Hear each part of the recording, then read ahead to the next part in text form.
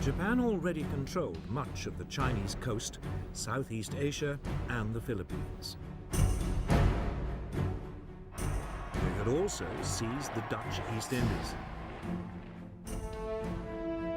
Now they decided to strike south and attack Papua New Guinea and the Solomon Islands, and east to take the island of Midway in the middle of the Pacific. It would mean the homeland was surrounded by a string of fortified positions. Yet even as Japan was planning its move, its operations were severely compromised, though it only realized this after the war. The United States had broken its military and diplomatic codes.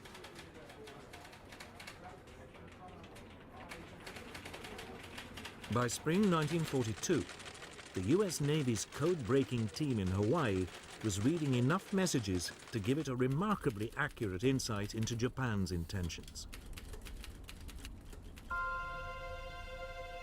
So it was that the US Commander-in-Chief in the region, Admiral Chester Nimitz, learnt the details and timing of Japan's planned invasions of the Solomon Islands and Papua New Guinea.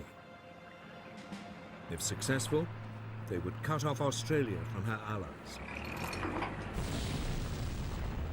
A Japanese bombing raid on Darwin had already caused widespread fear of an invasion.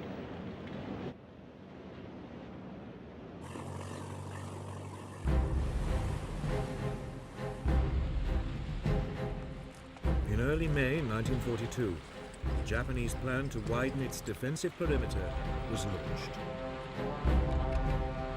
They seized the Solomon Islands.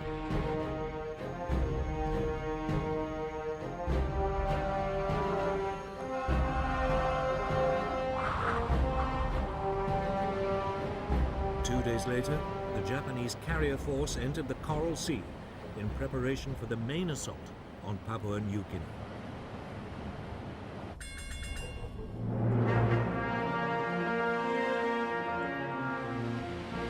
But this time, the Americans had anticipated them. Admiral Nimitz had ordered 2 US aircraft carriers and a number of smaller warships into the area.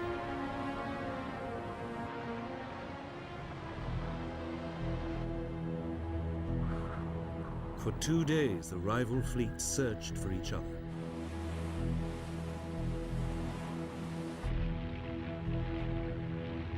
Then, on May the 7th, US aircraft located and sank the Japanese carrier Shoho.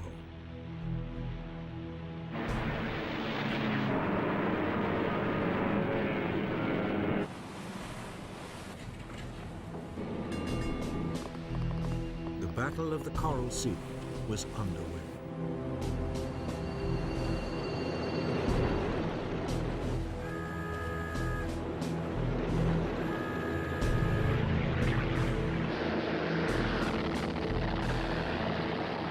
Early the following day, the Japanese responded, unleashing a hail of torpedoes and bombs.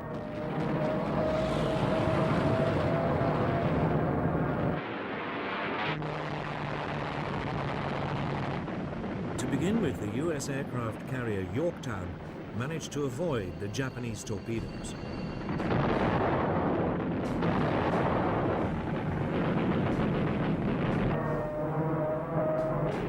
But then she took a bomb which penetrated 4 decks before exploding.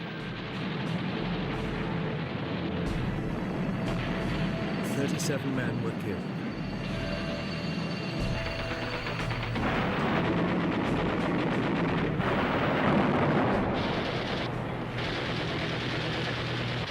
The larger and less maneuverable carrier Lexington was also hit by several bombs as well as 2 torpedoes.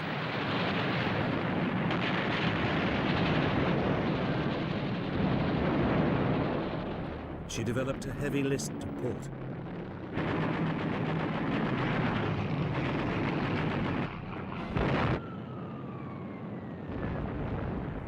The Americans returned fire, attacking the Japanese carrier Shokaku.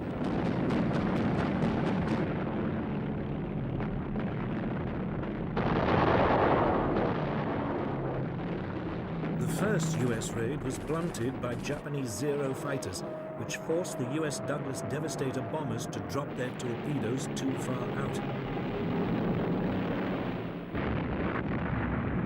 All the torpedoes missed.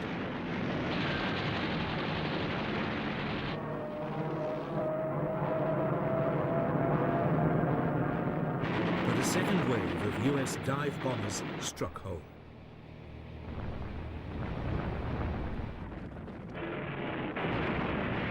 The Shokaku's deck was so badly damaged, she could no longer be used by aircraft.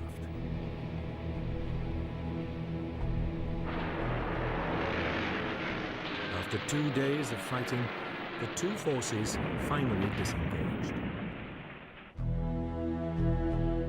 That evening, the Lexington, still afloat, suddenly erupted in a huge explosion.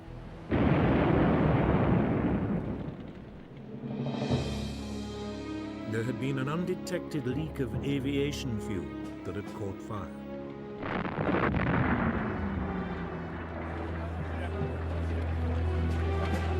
Amazingly, all but 215 of the nearly 3,000 men on board were rescued.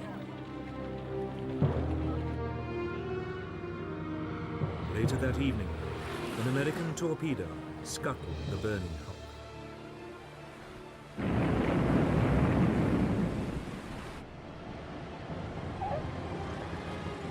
The Battle of the Coral Sea was, on paper, a draw.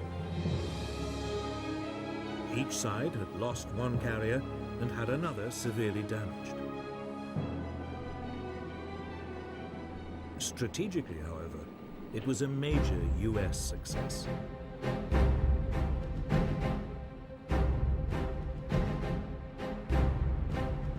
It had prevented the Japanese from seizing more territory, and it had stopped them from isolating Australia.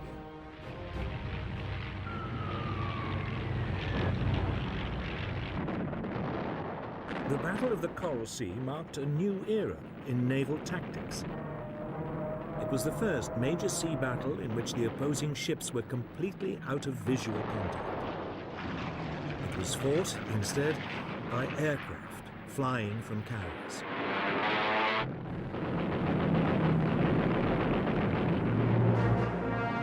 It would soon become clear which side had adapted to the new form of naval conflict more successfully.